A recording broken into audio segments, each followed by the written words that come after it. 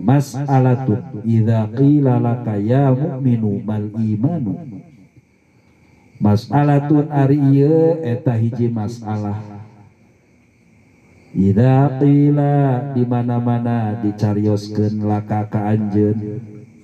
Idza qila di mana-mana dicarioskeun laka ka anjeun ya mu'minu hei jalma mukmin. Mal imanu eta naon al imanu ari iman. Ae ma muta'allaqatu haqiqatil imani. Ae ma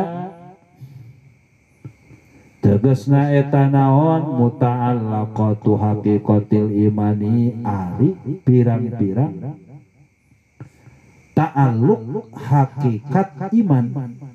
Alladzi huwa anu ari iman teh atasdiku eta ngabenerkeun. Alladzi huwa anu ari iman teh atasdiku eta ngabenerkeun. Fal jawabu mangka ari jawabanana antakula eta ngucapkeun anjeun bantu imankeun kaula ai sadaqtu tegasna ngabenerkeun kaula. Wa aqrartu jeung netepkeun kaula iqrarkeun kaula.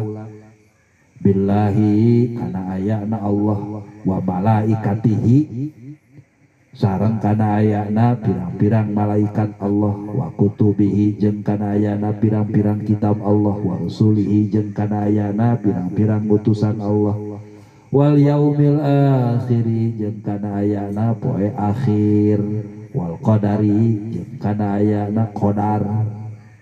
Bifat hidali hari lapan qadar eta kalawan dipatahkeun dal qadar lain qadir qadar. Khairihi tegasna saena qadar wa syarrihi jeung awona qadar teh katentuan di Allah. Minallahi ti Gusti Allah Ta'ala maha luhur ya Allah. Oh jadi ketika ditanya naon ari iman jawabanana nyaeta amantu billahi wa malaikatihi wa kutubihi wa rusulihi wal yaumil akhiri wal qadari khairihi wa syarrihi minallahi ta'ala.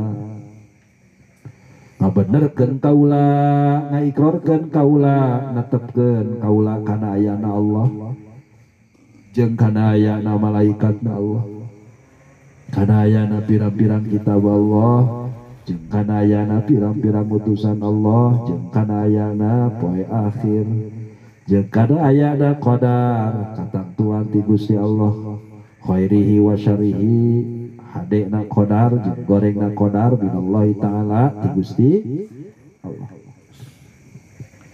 Wa hadza jeung ari ieu kama eta saperti hadis atau nabi kama eta sakuma hadis rawahu anu parantos ngariwayatkeun kana Muslimun Imam Muslim an Sayyidina Umar anu katampi ti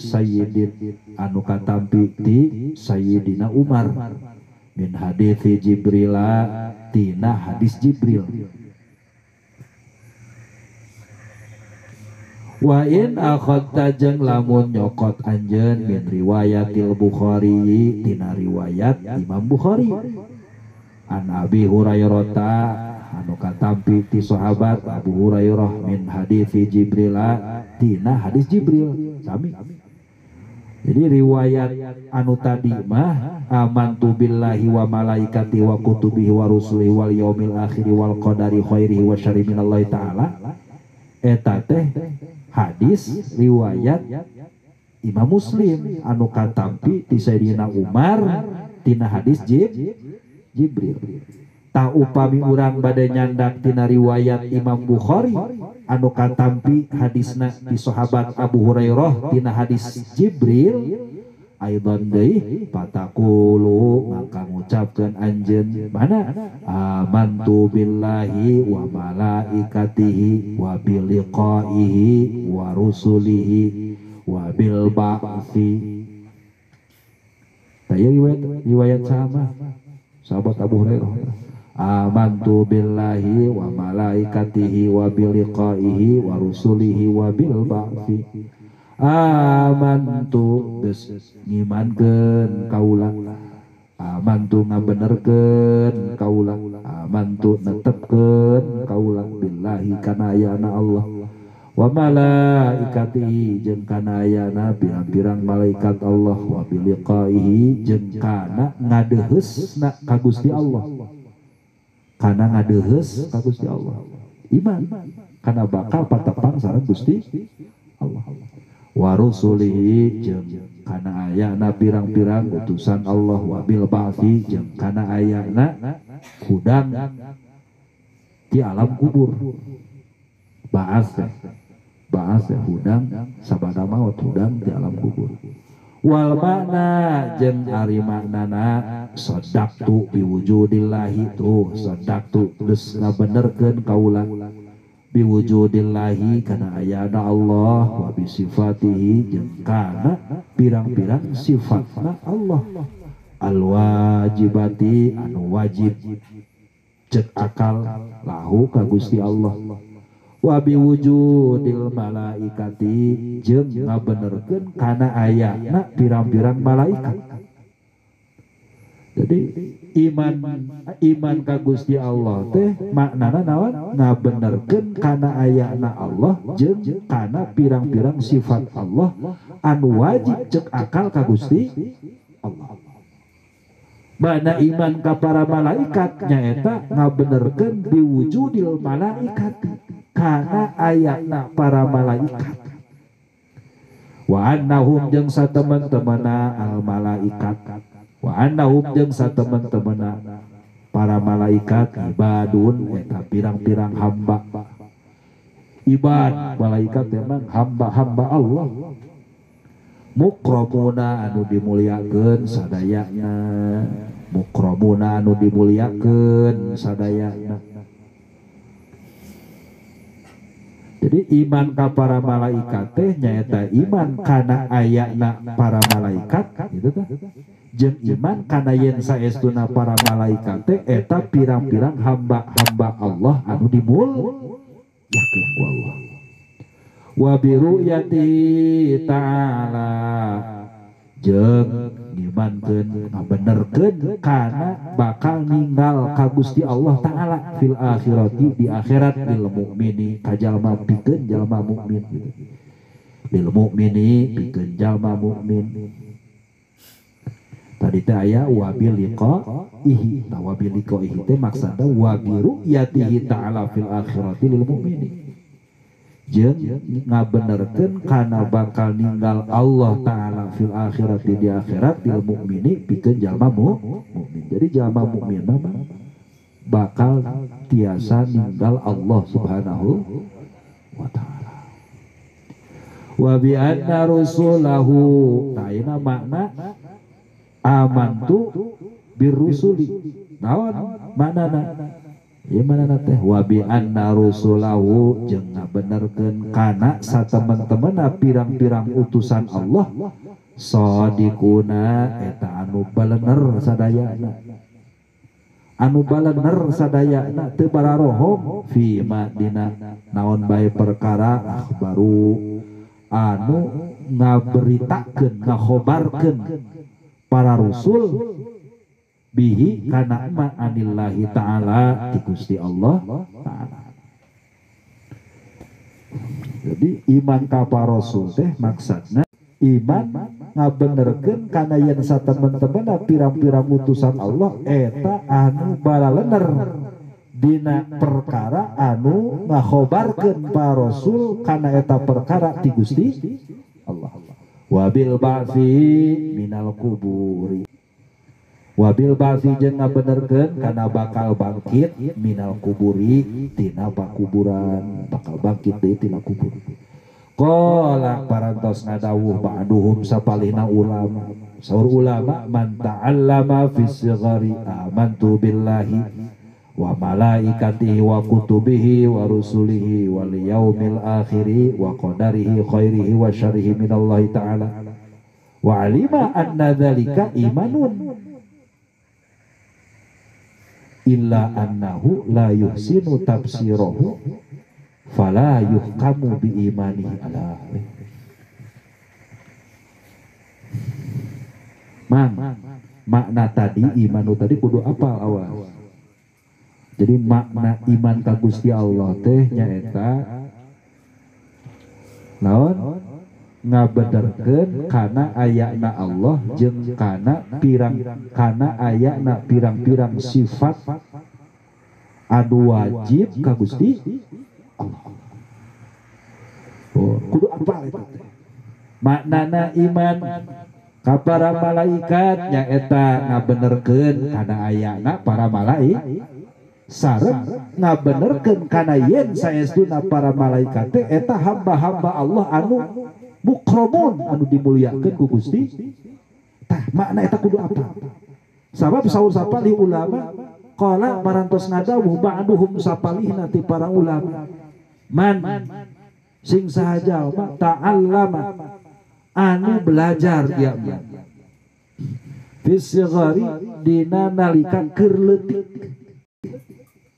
Karena naon diajarna amantu billahi kana amantu billah diajar amantu iman kaula billahi ka Gusti Allah wa malaikatihi jeung ka para malaikat wa kutubihi jeung kana pira-pira kutub kitabna Allah wa rusuli sareng ka pirang-pirang utusan Allah wal yaumil akhiri sareng kana poe akhir wa qadari sareng kana katentuan di Gusti Allah khairihi saena qadar wa syarrihi jeung awana qadar minallahi ta'ala ti Gusti Allah ta'ala wa alima jeung nyaho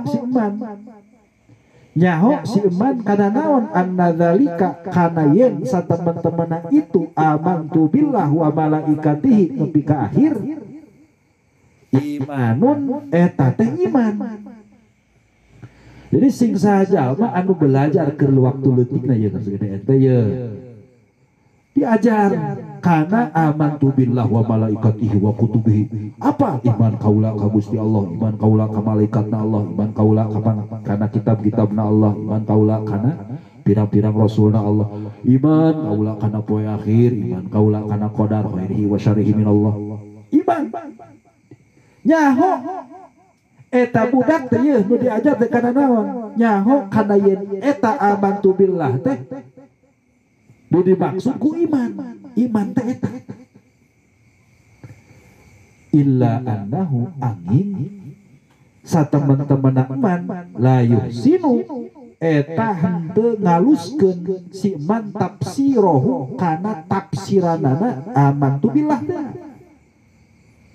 tafsirohu kana tafsiranana amantu billah wa malaikatihi wa kutubihi sareng saterusna teu ngaluskeun kana tafsiranana hartina teu paham kana makna tina lapan amantu billah iman ka Gusti Allah sakitu we teu paham bahwa nu dimaksud amantu billah teh nyaeta ngabenerkeun kaula netepkeun kaula ngaikrarkeun kaula kana ayana Allah jeung kana sifat-sifat Allah anu wajib ka Gusti. Tetapi kadinya tafsir teu sae. Tapi upami tos nyaekeun kana tafsir mah eta mah aman. Ta upami illa annahu la yuhsinu tafsirahu eta jalmi teh teu ngaluskeun si jalma teh kana naon kana tafsiran tina amantu billah wa malaikatihi teh palayuh kamu mangka itu jawab tina man ta'alama palayuh kamu mangka henteu dihukuman ya man bi imanihi ku ngimankeun si iman teu dihukuman ku ngimankeun si eta si iman teu dihukuman ku iman. Jadi jaminu iman mah kudu paham makna amantu billah. Wa qala sareng parantos ngadawu ba'duhum sapalina ulama imanu syahsin ari imana jalma halaya sindina nalika kapegatan dina nalika kapegatan maksudna mah kieu ae wakta sakaratil maut tegasna dina waktu sakarat maut Aya jalma sakaratul maut, keur sakaratul maut teh iman ka Allah. Padahal samehna mah teu iman. Teu iman. Samehna mah pernah mengucapkan 2 kalimat syahadat. Nah, ari keur sakaratul maut, asyhadu an la ilaha illallah wa asyhadu anna muhammadar rasul. Iman. Tah kumaha saur ulama? Itu imanu syahsin ari imana hiji jalma halaya sin dinan nalika kapegatan, maksud kapegatan da aya waktu sakaratil maut tegasna dina waktu sakaratul maut. Inda ru'yati makamihi dina nalika ningali kana tempat balikna si sahsun. Inda ru'yati makamihi dina nalika ningali tempat balikna si sahsun fil jannati di surga au fin nari atau di neraka. Tah ieu mah katerangan mun ningakeun bahwa jalma nu keur sakaratul maut ku Allah ditingalikeun, ditembongkeun tempat balikna. Nah surga atanapi neraka. Tah saur sapaling ulama itu imanu syahsin halayasin ay waqta sakaratil mauti inda ru'yati makanihi fil jannati aw fin nari ghairu maqbulin eta henteu ditampi, eta henteu ditampi. Jadi iman ketika sakaratul maut diterima ku Allah Subhanahu wa taala.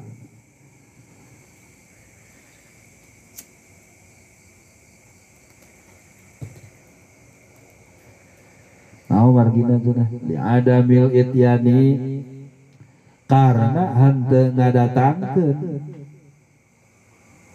si sasun teu ngadatangkeun si sasun bil ma'muri kana anu diparentahkeun. Itu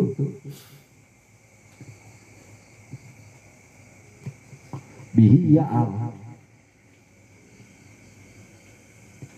an ikhtiarin tina milih-milih teu ngadatangkeun kana naon ditetepkeun dina rukun itu rukun Islam. Fa innal abda maka saestuna seorang hamba yaro eta bakal ningali ya abdun, yaro eta bakal ningali si hamba makanahu kana tempatna si hamba bidzalikal waqti dina itu waktu sakaratul maut. Jadi dina waktu sakaratul maut gitu jalmi bakal ninggal kana tempat balik. Kama ruwiya anin Nabi sallallahu alaihi wasallam annahu qala, kama seperti hadis ruya anu parantos diriwayatkeun ieu mah anin Nabi sallallahu alaihi wasallam ti Kangjeng Nabi sallallahu alaihi wasallam annahu satemen-temena Kangjeng Nabi qala eta parantos ngadawuh Kangjeng Nabi innal abda kana dawuhan innal abda satemen-temena seorang hamba la yamuta eta moal waka maut ya abdun hatta yara sahinga ninggal si abdun maut diahu kana tempatna abdun fil jannati di surga au fin nari atawa dina neraka. Ditembongkeun heula tempat balikna bi khilafi taubatil ya isi kalawan beda jeung taubatna jalma nu sakarat. Beda jeung taubatna jalma nu sakarat. Fa innaha mangka saestuna taubatul ya is makbulatun eta anu ditampi ba'da sihhati imanihi dina sabada sah kaimananna si yais. Jadi kieu mah aya jalma asalna teu iman ka Allah. Tuluy ketika sakarat iman ka Allah. Amantu billah. Gitu. Maka wer makbulah keimananna teu ditampi ku Gusti Allah. Beda jeung jalma nu tobat dina nalika keur sakarat. Eta jalma teh jalma anu iman ngan loba dosa.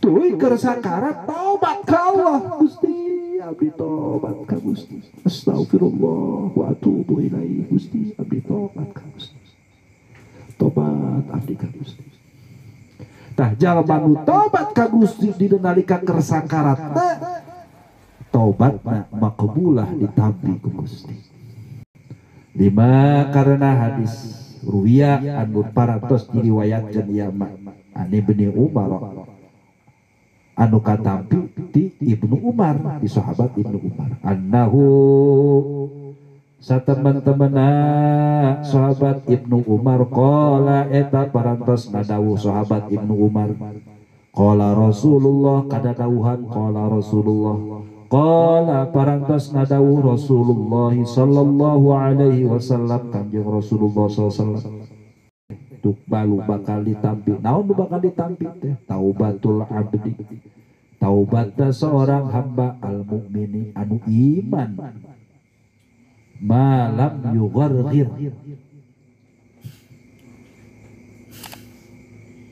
malam yugharghir salagi henteu ngorok ruh naon maksud malam yugharghir teh ae malam tablugh tegesna salagi henteu tepi ruhna si abid al hulquma kana gengrong ta ieu mah salagi henteu acan tepi ruhna si abid kana gengrong mangka tobatna ditampi ku Allah Subhanahu